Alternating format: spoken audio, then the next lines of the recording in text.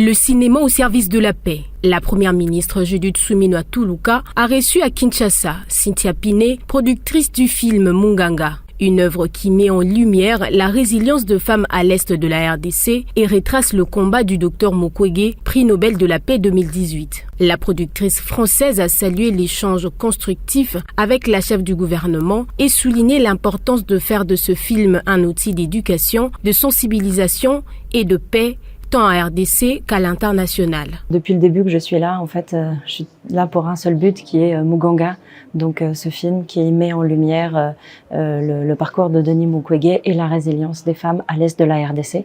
Donc c'est pour ça que j'ai demandé à voir Madame la Première ministre pour voir avec elle comment est-ce qu'on pouvait faire de ce film un outil de paix, de sensibilisation et d'éducation à la fois ici sur le territoire national mais aussi à l'international. Fruit des 10 années de travail et d'engagement, Munganga dénonce les violences subies par les femmes dans les zones de conflit et rend hommage à leur courage. Déjà projeté à l'étranger, le film sortira prochainement en RDC. Ce film, c'est vraiment un long combat, c'est 10 ans. 10 années de ma vie avec la réalisatrice, puisqu'on a pris connaissance en fait en 2014 du conflit qui se déroulait à l'est de la RDC et on en avait aucune idée et on a été choqués en fait de savoir que des femmes étaient violées et servaient comme arme de guerre pour fabriquer nos téléphones portables. Et c'est vraiment ça en tant que femme, en tant que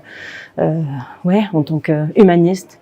On a vraiment eu envie de faire ce qu'on savait faire, c'est-à-dire un film. Voilà, que la population soit au rendez-vous pour voir ce film et qu'elle s'en empare, comme un outil de paix pour son pays. Pour le gouvernement, cette initiative rejoint les valeurs portées par la Première ministre. La dignité de la femme, la paix et la restauration de l'image positive du Congo. Munganga apparaît aussi comme un message d'espérance et un appel à la conscience collective pour une société plus juste et plus humaine.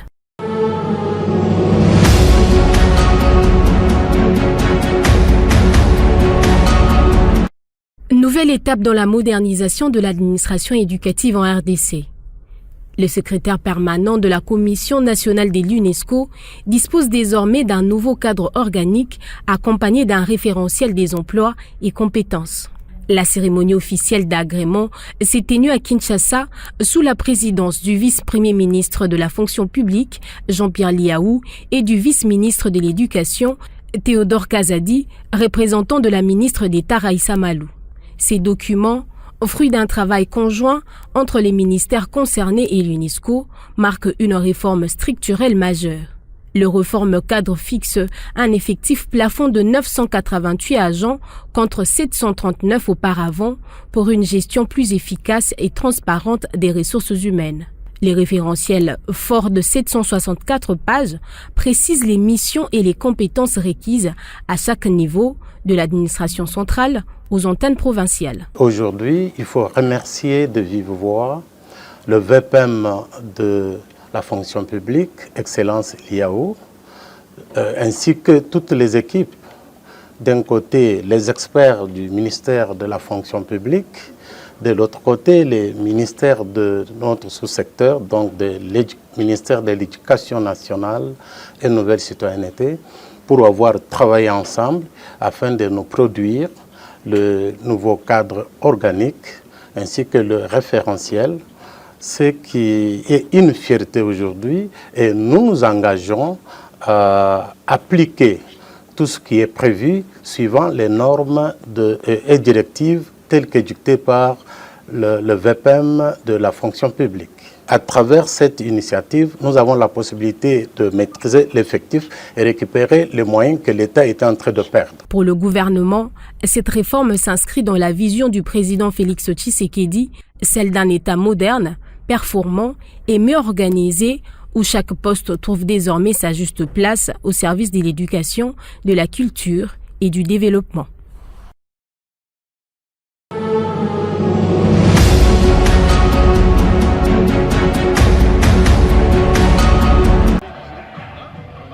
C'est avec un engagement renouvelé que le consortium des ONG de la province du Congo central, représenté par l'ONGD, Tous autour de l'enfant Asbel, a officiellement lancé ce mardi 21 octobre 2025 les activités du projet Prévention et prise en charge des violences basées sur le genre VBG et des exploitations, abus et harcèlement sexuel en milieu scolaire dans les cadres du projet d'équité et de renforcement du système éducatif PERS financé par la Banque mondiale. Dans son allocution, le président du conseil d'administration des TTE, Doudou Lutete, a rappelé l'urgence d'agir collectivement pour protéger les enfants et garantir leur droit à une éducation sans violence. Tout enfant, qu'il soit infirme ou non infirme, a de la place à l'école.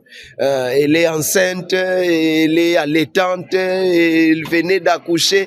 En tout cas, tout le monde est attendu à l'école.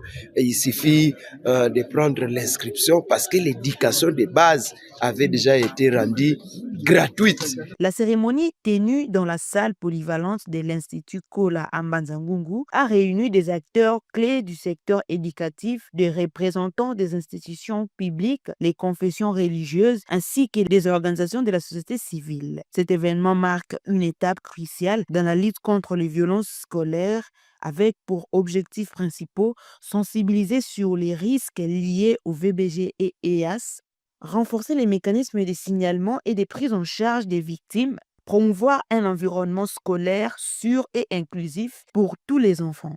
Le gouvernement de la République, à travers le projet PAF et PERS, a facilité la sensibilisation des acteurs éducatifs au code de bonne conduite du personnel enseignant. Ce code qui explique et résume les obligations qui incombent au personnel enseignant en matière de VBG. Notre province éducationnelle n'a pas été épargnée. Le consortium des ONG du Congo central reste mobilisé pour accompagner la mise en œuvre efficace de ces activités dans la province éducationnelle du Congo central 2.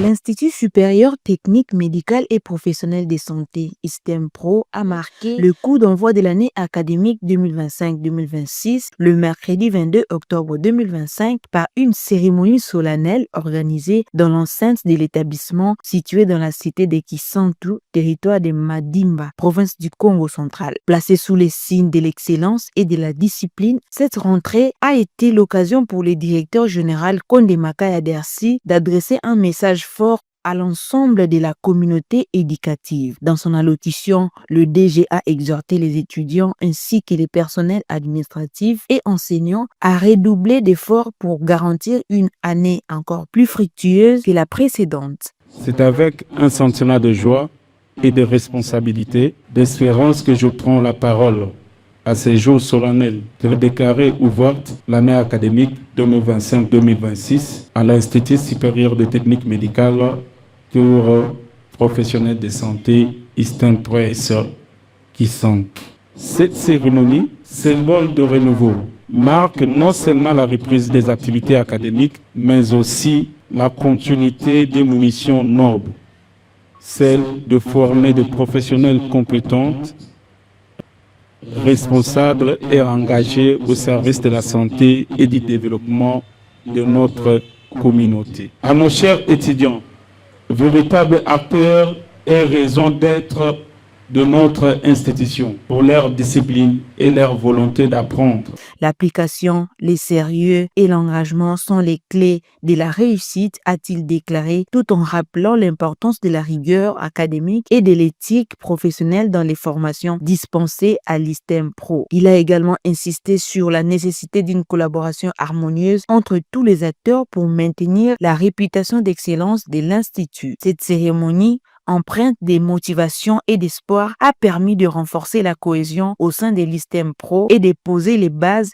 d'une année prometteuse tournée vers l'innovation et la qualité des soins de santé.